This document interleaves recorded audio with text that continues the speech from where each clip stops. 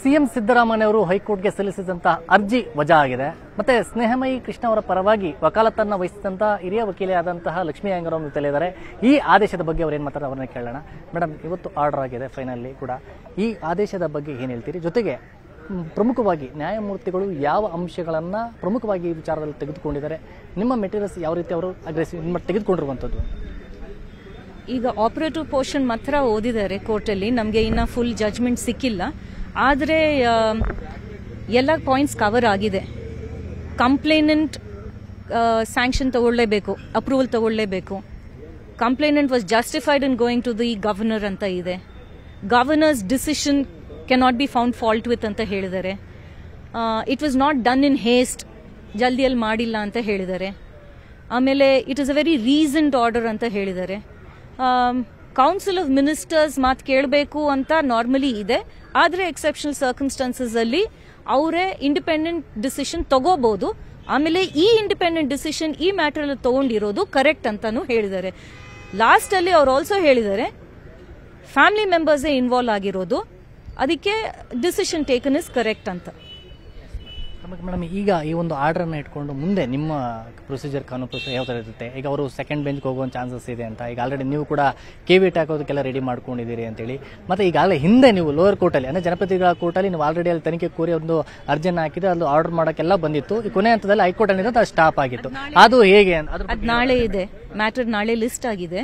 So ನಾಳೆ ಅಲ್ಲಿ ಹೋಗಿ ಈ ಆರ್ಡರ್ ನಮ್ಮ ಪರವಾಗಿ ಆಗಿದೆ, so kindly proceed with investigation ಅಂತ ಕೇಳ್ತೀವಿ.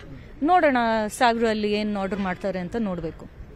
ಮೇಡಮ್, ಫೈನಲಿ ಲಾಜಿಕಲ್ ಎಂಟಿಗೆ ತೆಗೆದುಕೊಂಡು ಹೋಗುವಂಥ ಒಂದು ಮೆಟೀರಿಯಲ್ಸ್ ತಮ್ಮ ಬಳಿ ಅಂದರೆ ಈ ವಿಚಾರದಲ್ಲಿ ಅಂದರೆ ನಿಮ್ಮದು ತೆಗೆದುಕೊಂಡಂಥ ಪಾಯಿಂಟ್ ಔಟ್ನೇ ಈಗ ಜಡ್ಜ್ ಅವರು ನ್ಯಾಯಮೂರ್ತಿಗಳು ತೆಗೆದುಕೊಂಡಿರುವಂಥದ್ದು. ಈಗ ಫೈನಲ್ ತೆಗೆದುಕೊಂಡು ಹೋಗುವ ಹಂತದವರೆಗೂ ಕೂಡ ಆ ಮೆಟೀರಿಯಲ್ಸ್ ಸಿಎಂ ವಿರುದ್ಧವಾದಂಥ ಎವಿಡೆನ್ಸ್ ಇದೆಯಾ ಹೇಗೆ ಅಂತ ಮೆಟೀರಿಯಲ್? ಹೌದು, ಮೆಟೀರಿಯಲ್ ಡಾಕ್ಯುಮೆಂಟ್ಸ್ ಎಲ್ಲ it points out directly on the kind of fraud that has taken place.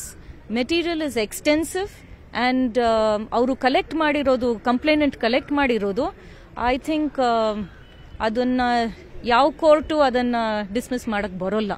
ಯಾಕೆಂದ್ರೆ ಸ್ಟಾರ್ಟಿಂಗ್ ಫ್ರಮ್ ಅಲ್ಲಿ ಅವರು ಅರ್ಜಿ ಹಾಕಿದ್ರಲ್ಲ, ನಮ್ಮ 3 ಎಕರೆನ ನೀವು ಅದನ್ನ ಬಿಟ್ಟುಬಿಡಿ, ಡಿನೋಟಿಫೈ ಮಾಡಿಬಿಡಿ ಅಂತ. ಆ ಟೈಮಿಂದ ಕನ್ವರ್ಷನ್ ಆರ್ಡರ್ ಹೆಂಗಾಯಿತು, ಆಮೇಲೆ ಅಲಾಟ್ಮೆಂಟ್ ಆಫ್ ಸೈಟ್ಸ್ ನಮಗೆ ಬೇರೆ ಕಡೆ ಕೊಡಿ ಅಂತ ಕೇಳಿದ್ದು, ಅವೆಲ್ಲ ಡಾಕ್ಯುಮೆಂಟ್ಸ್ ತುಂಬ ಕ್ಲಿಯರ್ ಆಗಿದೆ. ಮೂಡ ಏನು ಇಂಟರ್ನಲ್ ಆರ್ಡರ್ಸ್ ಮಾಡಿದ್ರು ಇದನ್ನೆಲ್ಲ ಕ್ಲಿಯರ್ ಮಾಡೋಕ್ಕೆ ಅದೆಲ್ಲ ಫೈಲಲ್ಲಿ ಇದೆ. ಐ ಥಿಂಕ್ ಅದರಲ್ಲಿ ಏನು ಪ್ರಾಬ್ಲಮ್ ಇರಲ್ಲ. ಇನ್ವೆಸ್ಟಿಗೇಷನ್ ಟೀಮ್ ಯಾವ್ದಾಗಬೇಕು ಅಂತೇಳಿ ಏನಾದರೂ ನೀವು ಅಲ್ಲಿ ನ್ಯಾಯಮೂರ್ತಿಗಳ ಬಳಿ ಏನಾದ್ರು ಮಾಡ್ಕೊಂಡಿದ್ರೆ ಅಥವಾ ಫೈನಲಿ ಅಂದ್ರೆ ಲೋಕಾಯುಕ್ತಕ್ಕೆ ಬರುವಂಥ ಸಾಧ್ಯತೆಗಳು ಹೆಚ್ಚಾಗಿದೆ ಅಂತ ಹೇಳಲಾಗ್ತಾ ಇರುವಂಥದ್ದು, ನೀವೇನಾದರೂ ಪ್ರಸ್ತಾಪ ಮಾಡುವಂಥದ್ದು ಅಂತ? ನಾವು ಸದ್ಯಕ್ಕೆ ಪ್ರಸ್ತಾಪ ಮಾಡಲ್ಲ. We leave it to the honourable court to decide.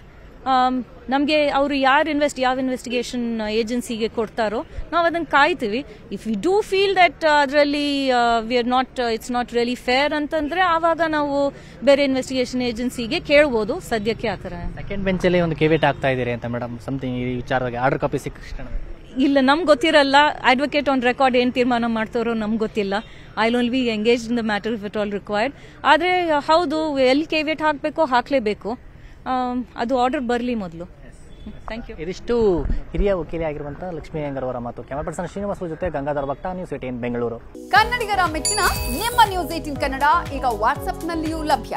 Karnataka ಮತ್ತು ದೇಶ ವಿದೇಶದ 360 ಡಿಗ್ರಿ ಸುದ್ದಿ ವಿವರವನ್ನ ನೀವು ನಿಮ್ಮ ಕೈ ಬೆರಳುಗಳಲ್ಲಿಯೇ ಪಡೆಯೋದಿಕ್ಕೆ ಈ QR ಕೋಡ್ ಅನ್ನ ಸ್ಕ್ಯಾನ್ ಮಾಡಿ. ನಮ್ಮ ಚಾನೆಲ್ ಅನ್ನ ಫಾಲೋ ಮಾಡಿ, ನೋಟಿಫಿಕೇಶನ್ ಆನ್ ಮಾಡಿ.